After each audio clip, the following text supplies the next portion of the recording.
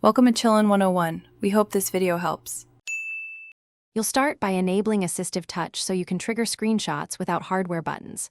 Open Settings, go to Accessibility, then Touch, and toggle AssistiveTouch on. The floating button appears immediately. Once visible, tap Customize top-level menu and replace or add an item with screenshot so it's available with one tap. Make sure the screenshot icon is in a spot you can reach quickly.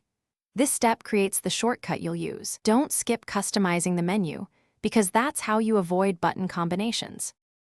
Now configure and practice using the menu so captures are consistent. Arrange icons so screenshot is within thumb reach. Drag it into the top-level layout and confirm. Once done, tap the floating AssistiveTouch button, then tap Screenshot to capture immediately. If you need a delayed or multi-step capture, create a custom gesture or use back tap to trigger AssistiveTouch.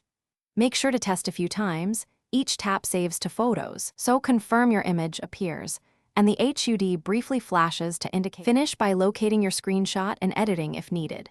Open Photos, find the newest image, and use markup to crop, add text, or annotate.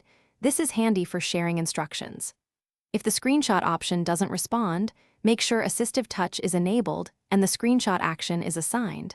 Then toggle AssistiveTouch off and back on to reset the service.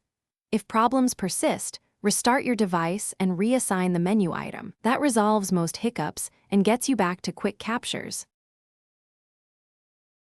Thanks for watching. Consider subscribing if we helped you.